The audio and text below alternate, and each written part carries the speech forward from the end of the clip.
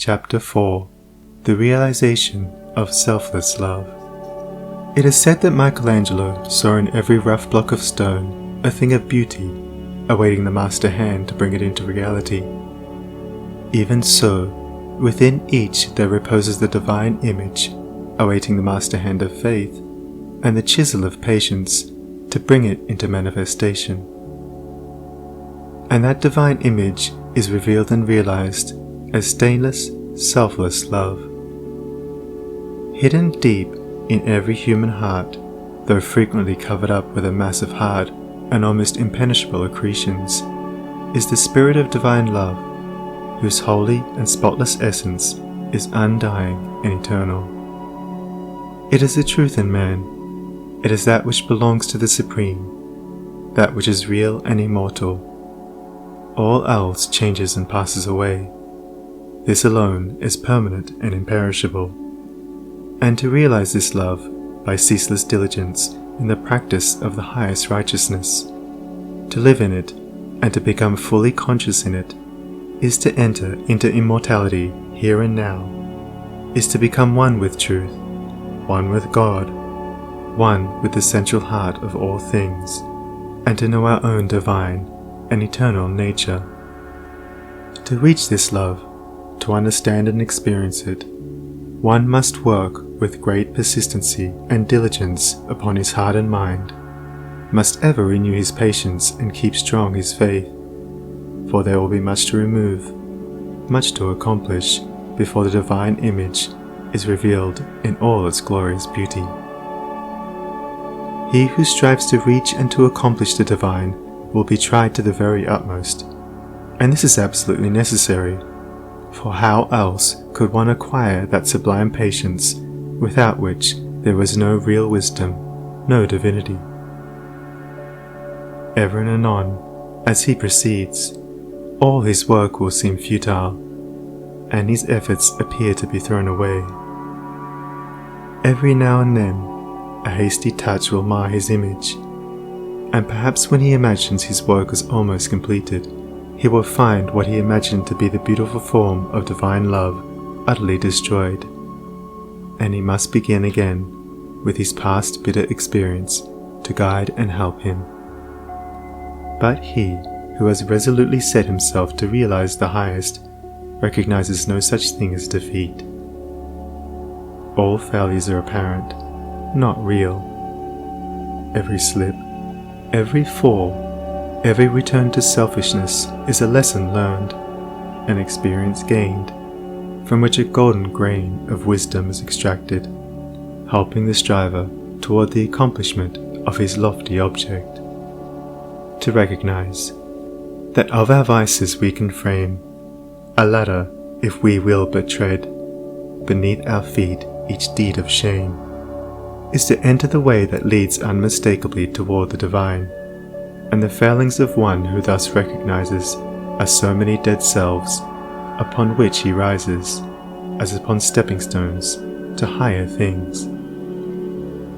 Once come to regard your failings, your sorrows and sufferings as so many voices telling you plainly where you are weak and faulty, where you fall below the true and the divine, you will then begin to ceaselessly watch yourself, and every slip, every pang of pain will show you where you are to set to work, and what you have to remove out of your heart in order to bring it nearer to the likeness of the divine, nearer to the perfect love.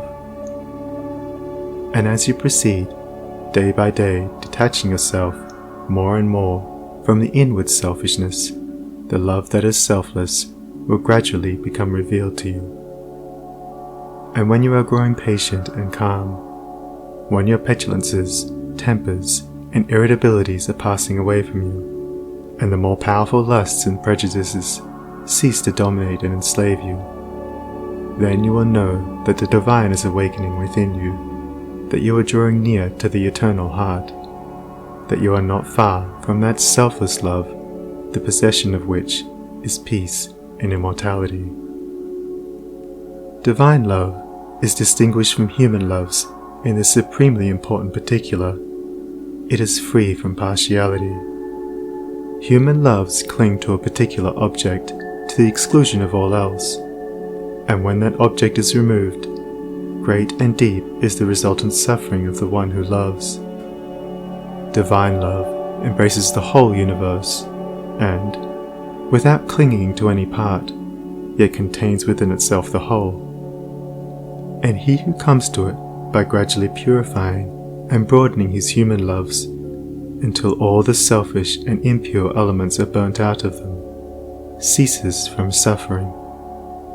It is because human loves are narrow and confined and mingled with selfishness that they cause suffering.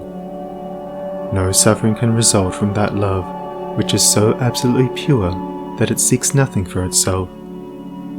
Nevertheless, human loves are absolutely necessary steps toward the divine, and no soul is prepared to partake of divine love until it has become capable of the deepest and most intense human love. It is only by passing through human loves and human sufferings that divine love is reached and realized. All human loves are perishable, like the forms to which they cling. But there is a love that is imperishable, that does not cling to appearances.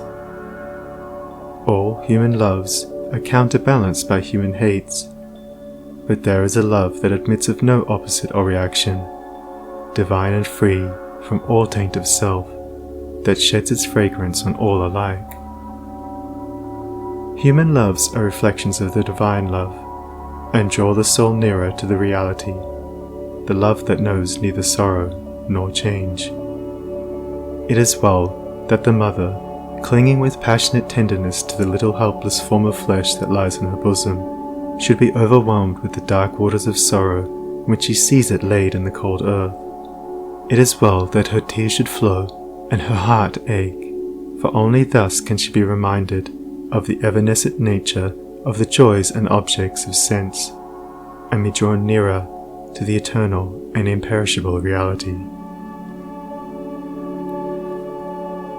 It is well that lover, brother, sister, husband, wife should suffer deep anguish and be enveloped in gloom when the visible object of their affections is torn from them, so that they may learn to turn their affections toward the invisible source of all, where alone abiding satisfaction is to be found.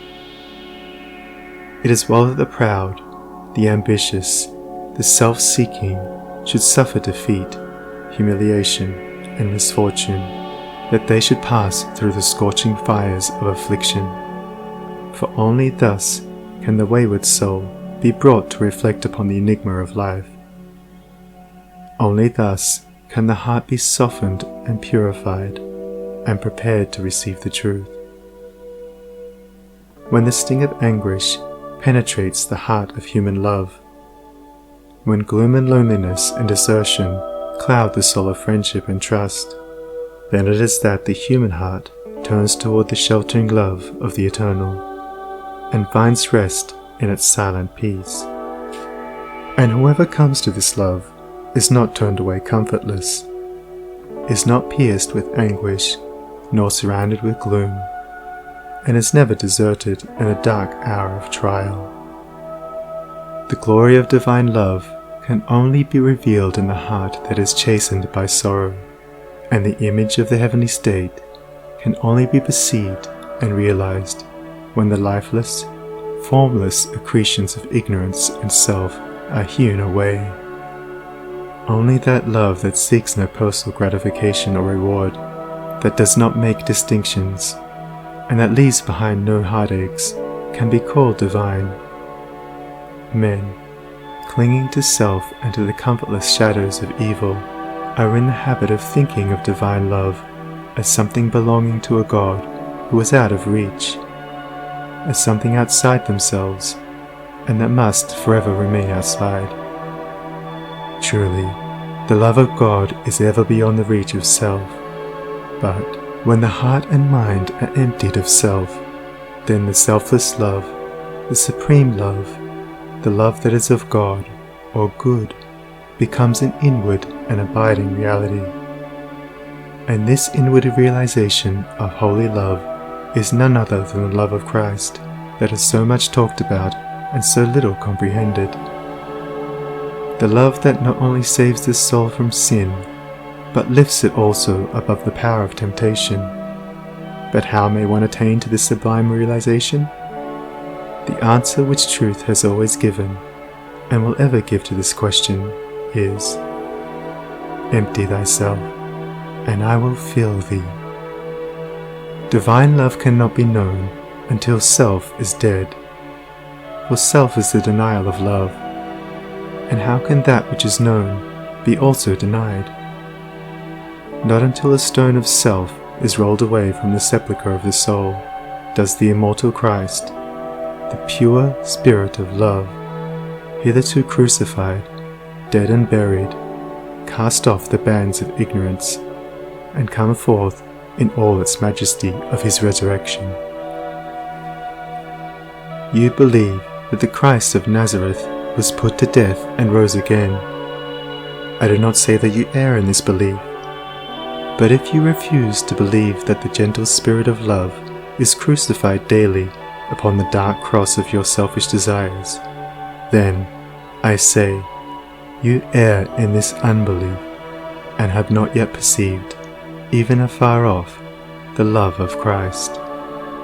You say that you have tasted of salvation in the love of Christ. Are you saved from your temper, your irritability, your vanity, your personal dislikes, your judgment and condemnation of others? If not, from what are you saved? And wherein have you realized the transforming love of Christ? He who has realized the love that is divine has become a new man, and has ceased to be swayed and dominated by the old elements of self. He is known for his patience, his purity, his self-control, his deep charity of heart, and his unalterable sweetness. Divine or selfless love is not a mere sentiment or emotion.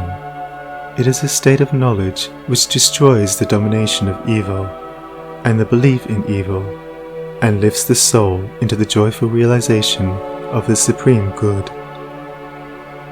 To the divinely wise, knowledge and love are one and inseparable.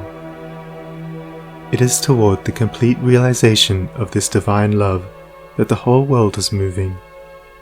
It was for this purpose that the universe came into existence, and every grasping at happiness, every reaching out of the soul toward objects, ideas, and ideals, is an effort to realize it.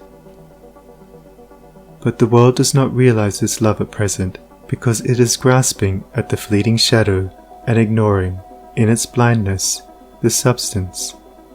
And so suffering and sorrow continue, and must continue until the world, taught by its self-inflicted pains, discovers the love that is selfless, the wisdom that is calm and full of peace. And this love, this wisdom, this peace, this tranquil state of mind and heart may be attained to, may be realized by all who are willing and ready to yield up self, and who are prepared to humbly enter into a comprehension of all that the giving up of self involves. There is no arbitrary power in the universe, and the strongest chains of fate by which men are bound are self-forged. Men are chained to that which causes suffering because they desire to be so, because they love their chains, because they think their little dark prison of self is sweet and beautiful, and they are afraid that if they desert that prison, they will lose all that is real and worth having. Ye suffer from yourselves, none else compels, none other holds that ye shall live and die.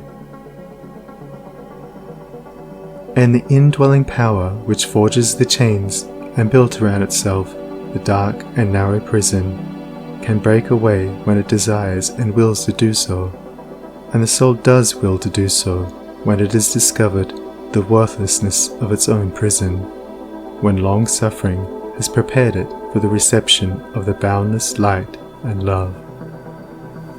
As the shadow follows the form, and the smoke comes after the fire, so effect follows cause, and suffering and bliss follow the thoughts and deeds of men. There is no effect in the world around us but has its hidden or revealed cause, and that cause is in accordance with absolute justice.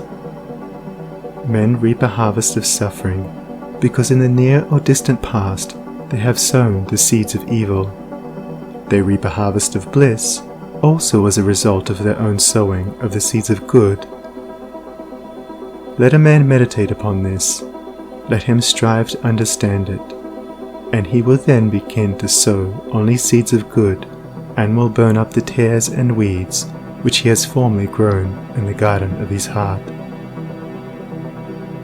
The world does not understand the love that is selfless, because it is engrossed in the pursuit of its own pleasures, and cramped within the narrow limits of perishable interests, mistaking, in its ignorance, those pleasures and interests are real and abiding things.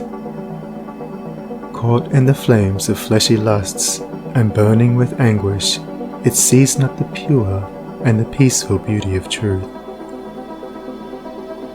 Feeding upon the swinish husks of error and self-delusion, it is shut out from the mansion of all-seeing love.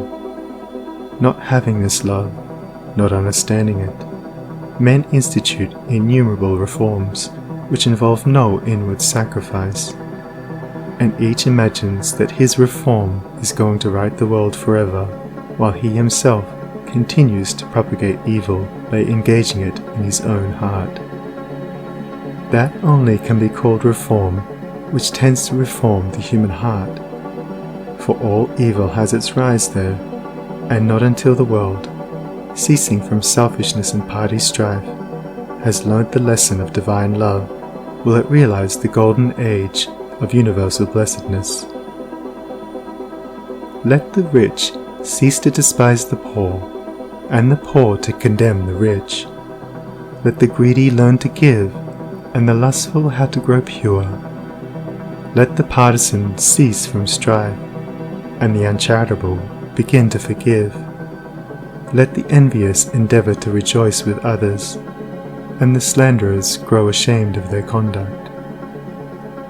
Let men and women take this course, and lo, the golden age is at hand. He, therefore, who purifies his own heart is the world's greatest benefactor. Yet, though the world is, and will be for many ages to come, shut out from that age of gold, which is the realization of selfless love, you, if you are willing, may enter into it now, by rising above your selfish self. If you will pass from prejudice, hatred, and condemnation to gentle and forgiving love. Where hatred, dislike, and condemnation are, selfless love does not abide. It resides only in the heart that has ceased from all condemnation. You say, how can I love the drunkard, the hypocrite, the sneak, the murderer? I am compelled to dislike and condemn such men. It is true that you cannot love such men emotionally, but when you say that you must perforce dislike and condemn them, you show that you are not acquainted with that great overruling love. For it is possible to attain to such a state of interior enlightenment as will enable you to perceive the train of causes by which these men have become as they are, to enter into their intense sufferings, and to know the certainty of their ultimate purification. Possessed of such knowledge, it will be utterly impossible for you any longer to dislike or condemn them, and you will always think of them with perfect calmness and deep compassion. If you love people and speak of them with praise until they in some way thwart you, or do something of which you disapprove, and then you dislike them and speak of them with dispraise, you are not governed by that love which is of God, if, in your heart, you are continually arraigning and condemning others. Selfless love is hidden from you. He who knows that love is at the heart of all things and has realized the all-sufficing power of that love has no room in his heart for condemnation. Men, not knowing this love, constitute themselves judge and executioner of their fellows, forgetting that there is the eternal judge and executioner. And in so far as men deviate from them in their own views, in their particular reforms and methods, they brand themselves as fanatical, unbalanced, lacking judgment, sincerity, and honesty. In so far as others approximate to their own standard, do they look upon them as being everything that is admirable. Such are the men who are centered in self. But he whose heart is centered in the supreme love does not brand or classify men, does not seek to convert men to his own views, not to convince them of the superiority of his own methods. Knowing the law of love, he lives it, and maintains the same calm attitude of mind and sweetness of heart toward all, the debased and virtuous, the foolish and the wise, the learned and the unlearned, the selfish and the unselfish, receive alike the benediction of his tranquil thought. You can only attain to this supreme knowledge, this divine love, by unremitting endeavor in self-discipline, and by gaining victory after victory over yourself. Only the pure in heart see God, and when your heart is sufficiently purified, you will enter into the new birth, and the love that does not die, nor change, nor end in pain and sorrow will be awakened within you, and you will be at peace. He who strives for the attainment of divine love is ever seeking to overcome the spirit of condemnation. For where there is pure spiritual knowledge, condemnation cannot exist, and only in the heart that has become incapable of condemnation is love perfected and fully realized. The Christian condemns the atheist satirizes the Christian. The Catholic and Protestant are ceaselessly engaged in wordy warfare, and the spirit of strife and hatred rules where peace and love should be. He that hateth his brother is a murderer, a crucifier of the divine spirit of love, and until you can regard men of all religions and of no religion with the same impartial spirit, with all freedom from dislike, and with perfect equanimity, you have yet to strive for that love which bestows upon its possessor freedom and salvation. The realization of divine knowledge, selfless love, utterly destroys the spirit of condemnation, disperses all evil, and lifts the consciousness to that height of pure vision where love, goodness, justice are seen to be universal, supreme, all-conquering, indestructible. Train your mind in strong, impartial, and gentle thought. Train your heart in purity and compassion. Train your tongue to silence and to true and stainless speech. So shall you enter the way of holiness and peace, and shall ultimately realize the immortal love. So living without seeking to convert, you will convince without arguing, you will teach. Not cherishing ambition, the wise will find you out, and without striving to gain men's opinions, you will subdue their hearts. For love is all-conquering, all-powerful, and the thoughts and deeds and words of love can never perish. To know that love is universal, supreme, all-sufficing, to be freed from the trammels of evil, to be quit of the inward unrest, to know that all men are striving to realize the truth, each in his own way, to be satisfied, sorrowless, serene. This is peace, this is gladness, this is immortality, this is divinity. This is the realization of selfless love. I stood upon the shore and saw the rocks resist the onslaught of the mighty sea. And when I thought how all the countless shocks they had withstood through an eternity, I said, to wear away the solid main, the ceaseless efforts of the waves are vain. But when I thought how they the rocks had rent, and saw the sand and shingles at my feet pour passive remnants of resistance spent, tumbled and tossed where they the waters meet, then saw I ancient landmarks neath the waves, and knew the waters held the stones their slaves. I saw the mighty work the waters wrought, by patient softness and unceasing flow, how they the proudest promontory brought unto their feet, and massy hills laid low, how the soft drops the adamine wall conquered at last, and brought it to its fall. And then I knew that hard, resisting sin should yield at last to love's soft, ceaseless roll, coming and going, ever flowing, upon the proud rocks of the human soul, that all resistance should be spent and past, and every heart yield unto it at last. End of Chapter 4. Recording by Sunny Abdullah.